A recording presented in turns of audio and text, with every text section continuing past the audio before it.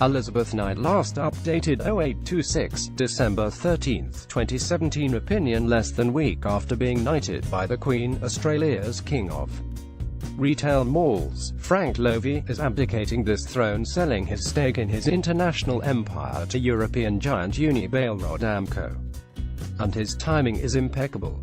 Retail malls are by no means dead, but the economics of running them is changing thanks to growth in online shopping. Around 2009, the legendary investment adage went something along the lines of if you invested $1,000.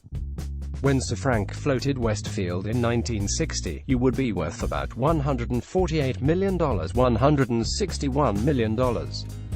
Read more. End of an era. Australian Westfield owner accepts $35.6 billion takeover. Westfield shopping centres spend millions on targeted advertising. Y Centre sold 3 Westfield NZ shopping malls, but if you invested in Westfield 18 months ago, you would have lost money even if you accepted the $10 a share offer now on the table. For more than 50 years, Frank Lowy was the innovator in retail property. Lowy's empire, which covered the United States, New Zealand and the United Kingdom, was split in 2014. With the Australian and New Zealand malls spun off into the separately listed Centre Group.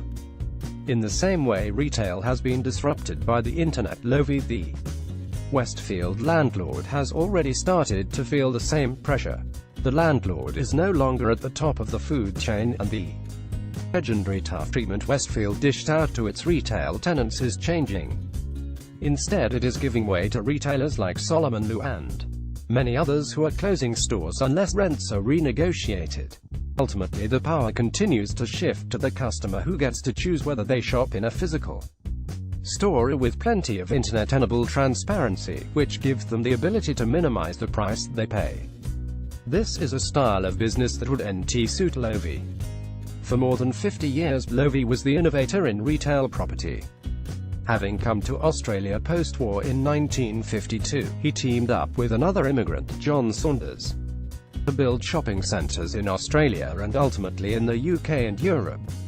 As retail has been disrupted by the internet, the Westfield landlord has started to feel the same pressure. It was the combination of the smarts, toughness, entrepreneurship and hard work that took them from rags to riches. He certainly fathered the retail mall model in Australia, and he made himself and his family billionaires, placing them in the upper echelons of the richest in Australia, with an estimated wealth of $8.2 billion. Most of Westfield's retail centres are at the higher end of the market that has weathered the internet better than strip shopping or smaller, more regional suburban shopping centres. And their ability to weather continued digital disruption should be enhanced by the type of massive consolidation the larger company that will emerge from the takeover of Westfield will span 27 of the world's biggest and wealthiest markets. And it has already identified €100 million of cost-cutting measures.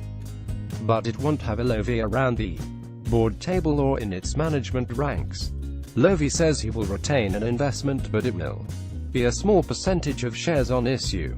Those malls that flourish will ultimately evolve into entertainment complexes that cater to a range of activities, theaters, restaurants, sports etc., and some shopping.